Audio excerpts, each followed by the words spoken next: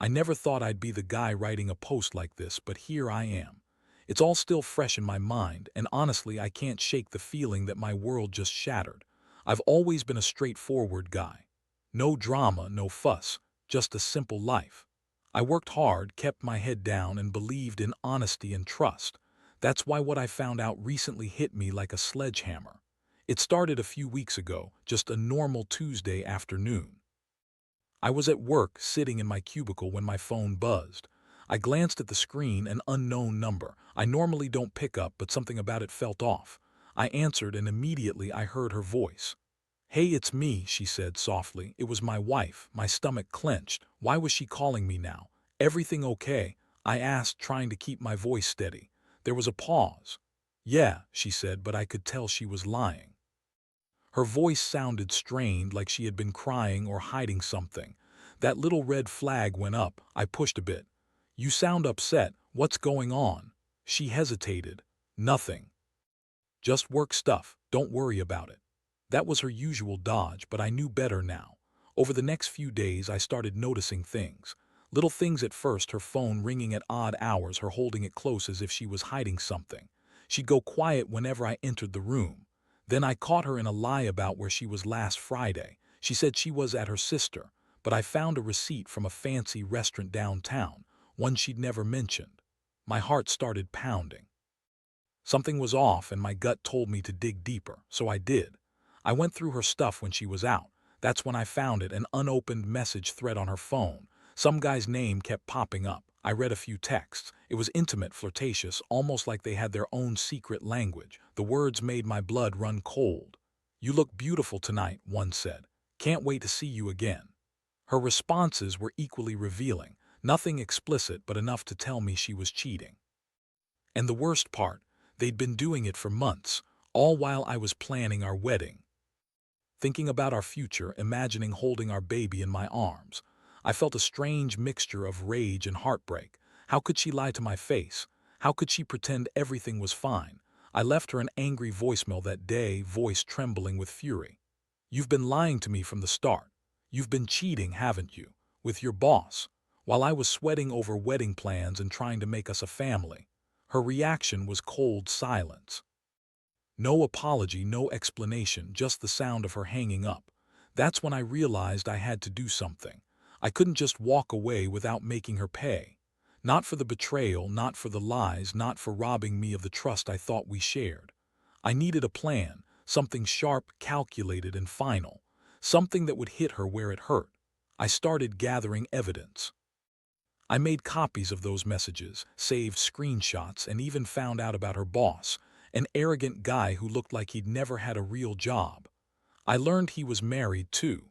The more I found, the clearer it became. I was dealing with a double betrayal, a web of lies, designed to break me. I didn't tell her I knew everything. Instead, I played it cool for a couple of days, pretending I was still in the dark. But inside, I was planning my revenge. I knew I had to confront her, but I also wanted to make sure she faced the consequences of her actions. I could feel my hands trembling as I drafted my plan.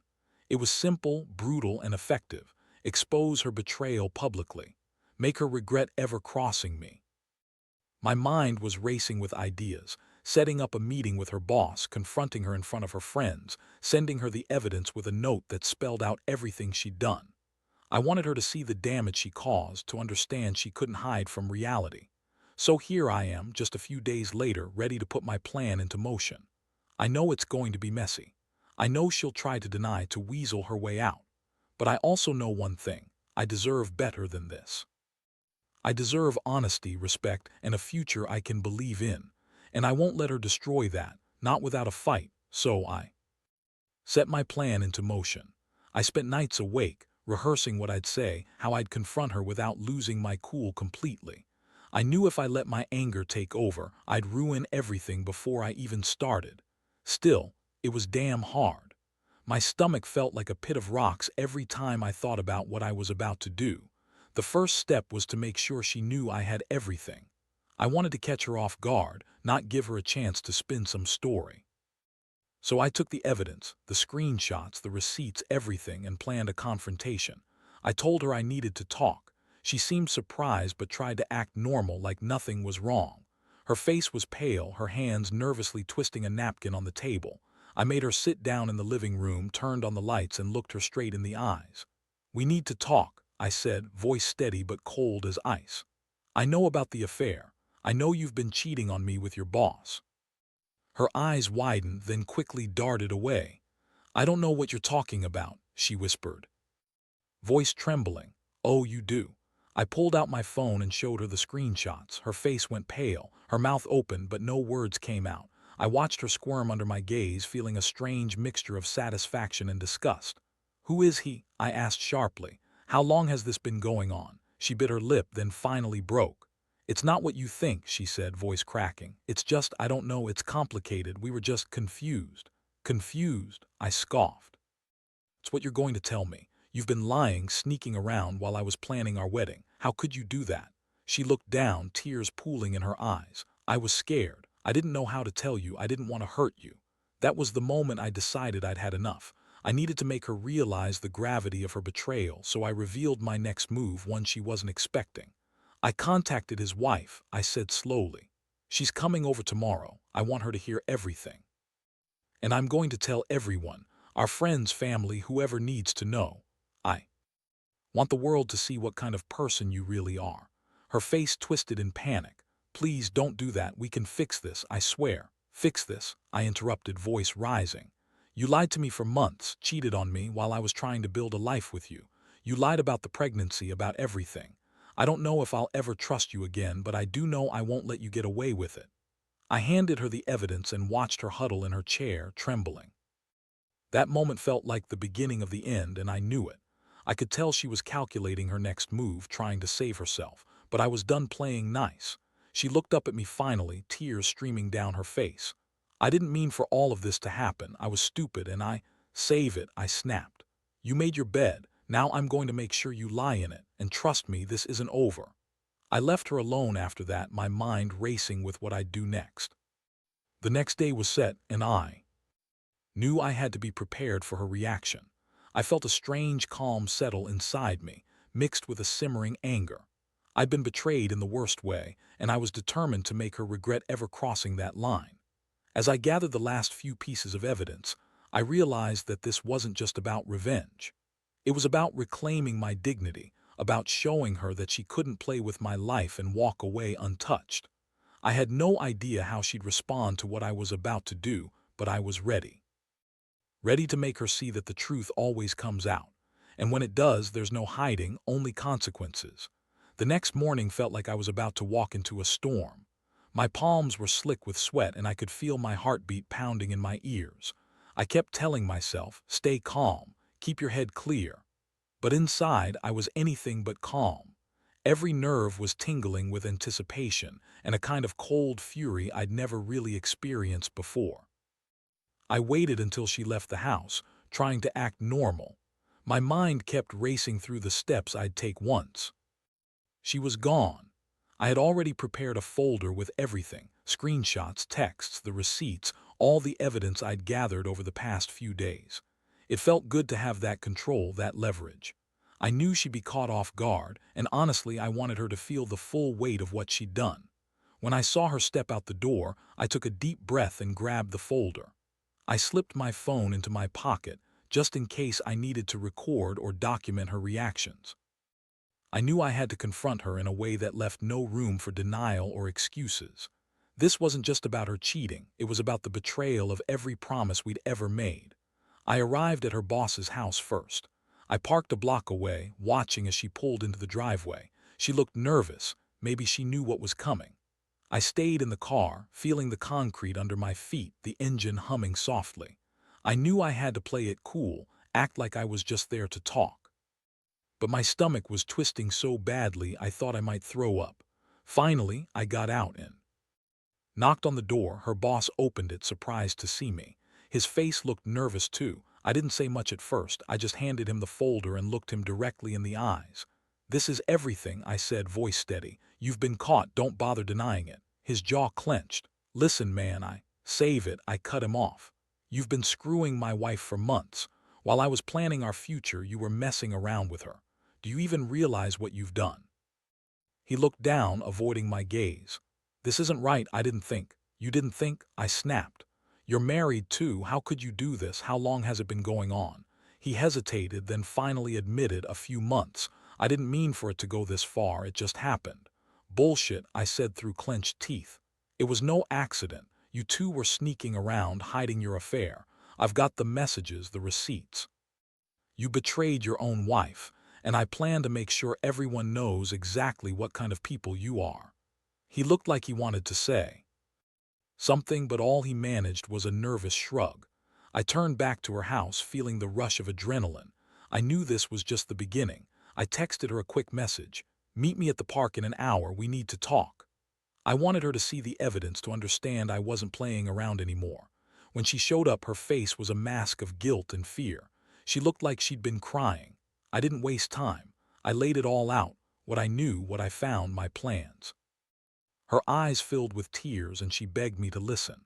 You don't understand, she said, voice trembling. It was a mistake, I was stupid. It doesn't mean anything anymore, please just forgive me. I felt my jaw tight. You think I'm going to forgive you after all the lies, the betrayal? You've been lying about everything, our baby's paternity, your loyalty, everything. She broke down entirely then, sobbing uncontrollably. I love you, she cried. I swear I do. I didn't want you to find out like this. But I was done with the tears, the lies, the pretending. I looked her straight in the eyes and said, it's over. I'm done trusting you.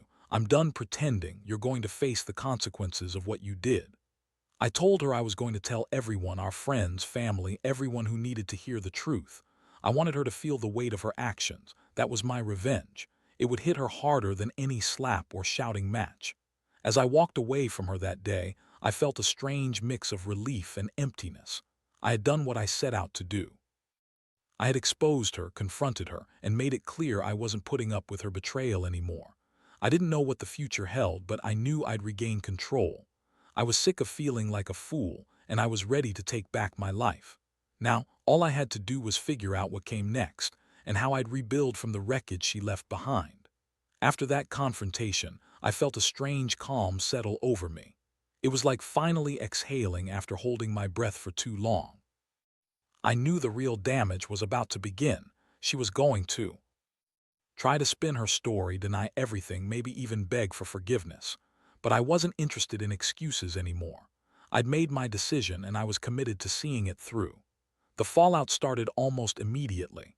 I began calling friends and family, giving them the full story, what I knew, what I had seen, the evidence I'd gathered. I wanted everyone close to us to see her for who she really was, not just the woman they thought they knew. That included her parents, her friends, anyone who would listen. The first call was to her mother. I kept it straightforward, no flourishes, no emotional outbursts, just facts. Your daughter has been cheating on me with her boss. She lied about everything, including the pregnancy. I've got proof. Silence on the line, then her mother's voice, quiet but furious. I can't believe she would do this. Then I took to social media. I posted a brief message with some of the evidence, making sure her boss's name was out there too. No explicit details, just enough to let everyone know she was unfaithful. It spread faster than I expected. Friends I hadn't spoken to in years started commenting, condemning her. I felt a flicker of vindication every time I saw those messages. It was like the entire world was finally seeing her true face.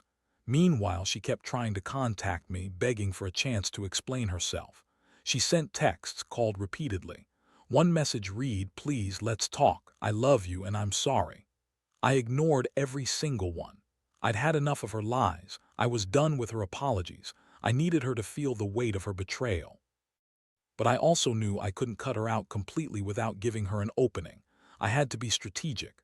I decided the best move was to cut all communication, let her stew in her guilt, and wait until she realized that her lies had destroyed everything. I started packing my things, preparing to leave the house. I wasn't going to stay in the wreckage she created. I arranged for a friend to pick me up in the afternoon. As I packed the last of my belongings, I felt a strange sense of liberation. My heart still ached, sure, but I was taking back control. I was reclaiming my dignity. The house was quiet, eerily so, and as I closed the door behind me for the last time. I felt a weight lift off my shoulders. The moment I handed over the keys to the landlord, I knew this was the end of that chapter. I looked back once, taking in the empty rooms that once held our dreams. I thought about the future, about rebuilding my life from the ground up, and I promised myself I wouldn't let her ruin me. My head was clear now. I'd done everything I could to expose her, to hold her accountable. The shame, the guilt, it was all hers now. I had set the wheels in motion and I knew I'd be okay. Better even. As I drove away, I felt a strange mix of sadness and relief. I'd lost her, yes, but I'd gained something more myself. And I was ready to start over one step at a time. That's the thing about betrayal. It cuts deep, but it also forces you to look inside and find your strength. I knew I'd be all right. I just had to keep moving forward. And maybe someday I'd even forgive myself for trusting her in the first place. But not yet. Not anytime soon. For now, I had a new path to walk, and I was determined to walk it alone with my eyes open wide. The days after I left the house were the strangest of my life. Suddenly, I was just free. Not in the good way that people talk about, more like a weight had been lifted, but at the cost of everything I'd known. I didn't sleep much those first nights. My mind kept replaying everything, trying to make sense of the wreckage I'd just left behind. I spent a lot of time staring out the window, feeling the cold air sting my face, watching life go on without me. It was surreal, people walking by, cars passing, life moving forward as if nothing had happened. Meanwhile, I was carrying this huge secret, a betrayal so deep it felt like I'd been punched in the gut every time I remembered her face, her lies, the way she looked like she'd been caught in a net of her own making. I had no real plan beyond making sure she felt the pain of what she'd done. I'd made her realize she couldn't hide behind her lies anymore, but I wasn't naive. I knew. She'd try to come back to spin some story about how she was sorry or confused. That's why I stayed silent. I refused to engage, refused to give her the satisfaction of a reaction. She needed to sit with her guilt, just like I was. Meanwhile, I started focusing on myself. I went back to my old hobbies, long walks, working out, reconnecting with friends I'd neglected during the planning phase of our wedding. I also saw a lawyer just to get my head straight about what I could do next legally, divorce, custody, whatever I needed. I wanted to get ahead of any surprises she might throw my way. But the truth is, what hurt most wasn't just the betrayal itself. It was the fact that I'd believed so deeply in us, our future, our family. I'd pictured our baby, feeling her kick inside her. I'd imagined the look in her eyes when she saw our child for the first time. All of it shattered in a second, and I couldn't shake the ache in my chest. One afternoon, I sat in a coffee shop, trying to process everything when her voice echoed in my head, her crying, her begging. I clenched, my fists feeling the old rage bubble up. I told myself, this is over. No more tears, no more waiting, time to deal with the fallout. That's when I decided I'd do one more thing, something that would make her regret ever trying to ruin my life. I reached out to her boss's wife. I didn't want to destroy her, but I wanted her to know the truth. I sent her a message with the evidence. I didn't include everything, just enough for her to know her husband's reputation was about to get wrecked. Her response came quickly. She was furious, of course, accusing her husband of betrayal and swearing she'd take legal action. I felt a brief flicker of satisfaction. She deserved to know what kind of man she'd married, and I wanted her to see that her life was about to blow up just like mine had. At the same time, I knew I had pushed her to the edge. She'd try to spin her way out of this, but I didn't care. My focus was on protecting myself, on making sure she understood she'd lost everything because of her actions. That night, I lay in bed and stared at the ceiling. I felt exhausted, emotionally drained, but strangely resolute. I'd done what I could. I'd exposed her, walked away, and made damn sure she paid for the damage she caused. The pain still lingered, but I knew it would fade in time. I also knew I had to keep moving forward. I couldn't stay stuck in this funk forever, so I made a promise to myself. I'd rebuild. Not just my life, but my trust in myself. I'd learn to forgive maybe someday, but not yet. For now, I had to focus on my healing. As dawn crept in, I felt something I hadn't in a long time. Hope. Hope that I'd come out of this stronger. Hope that someday I'd look back and realize this was the wake-up call I needed, and that in the end I'd be better for it. Because betrayal might have shattered my old life, but it also forced me to stand tall and fight for the new one I was going to build. The last few weeks have been a whirlwind of chaos and clarity. I finally moved out of the apartment, handed over the keys, and officially cut ties with her. It felt strange, like closing a chapter I'd been desperately trying to hold on to, but also like finally breathing again. I didn't want to look back anymore. I'd done enough damage control. It was time to focus on rebuilding my life, piece by piece. One of the most decisive moments was walking into the lawyer's office, papers in hand. I signed the divorce papers, knowing that I was finally freeing myself from a betrayal that had nearly destroyed me. The moment I handed over the signed documents, I felt an undeniable weight lift. It was as if I'd finally declared that I was done playing a part in her lie. I told her I was leaving the past behind, that I was going to focus on myself and our baby, no matter what.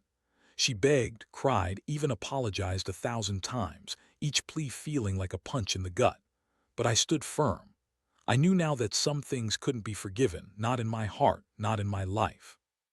That evening I took the keys from her hand and handed her a small box. Inside was a simple note. "This is your only reminder of what's gone. I be part of your lies anymore. I hope someday you realize what you lost." I watched her face crumple as she looked at the keys, her eyes swimming with tears. And just like that, I shut the door on her for good. Now I'm focusing on building my new life. I've started therapy, trying to process everything and rebuild my confidence. I spend more time with my family, my friends, and most importantly, I dedicate myself to being a good father to our child.